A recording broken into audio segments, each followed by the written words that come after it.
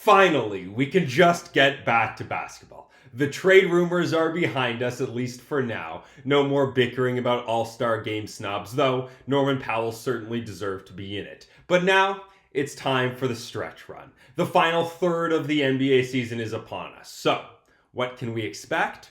Let's get into it. Welcome to another BODOG Sports Breakdown. I'm Aaron Rose, and I am ready for some real meaningful basketball. So, let's start in the East, where I think the Philadelphia 76ers are ready to just throw in the towel. Congrats, guys. You certainly take the award for the NBA's biggest disappointment this season.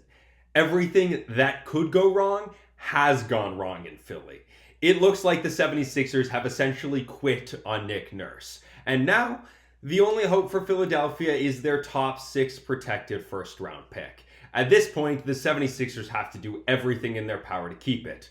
Although, given their luck this year, I feel pretty confident OKC will get the 7th pick in that exchange. At the very top, Cleveland continues to just dominate. DeAndre Hunter gives the Cavaliers the kind of wing player they so desperately needed. The truth is, it's becoming pretty tough to remain skeptical of this Cavs group. They boast the number 1 offense in the league and the kind of three-point shooting that can keep up with Boston. That is certainly going to be a very tough out. And yet, BODOG still has the Celtics as the team to beat this season. Boston may not be quite the juggernaut we saw last season, but when healthy and clicking on all cylinders, few teams can keep up with their three-point shooting barrage. And given they've climbed the mountaintop before, it's going to be hard to pick against the Celtics when the playoffs do roll around this spring. If someone else from the East is going to push them, it's probably the Knicks, owners of the league's second best offense this season. And while their defense has by no means been outstanding, Mikal Bridges and OG Anunoby are the type of wing defenders who should be able to give the Celtics problems.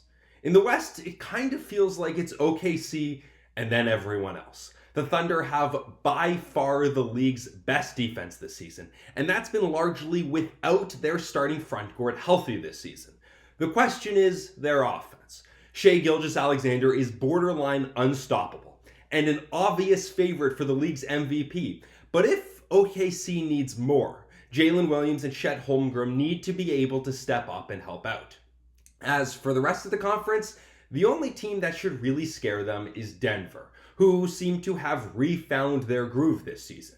If Jamal Murray is back and playing at an elite level, and Nikola Jokic continues to do Nikola Jokic kinds of things, they're the one team that should be able to push the Thunder this season. The biggest question in the West is who is going to miss the playoffs this year.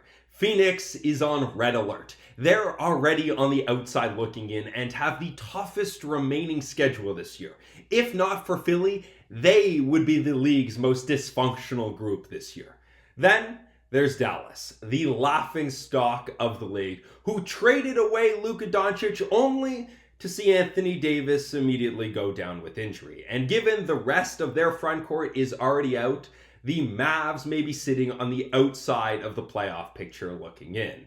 At least, there's a potential superstar waiting at the end of the rainbow for one of those teams that misses the playoffs this year. So, what do you expect in the road ahead? Let us know in the comments. And as always, subscribe for more content coming soon.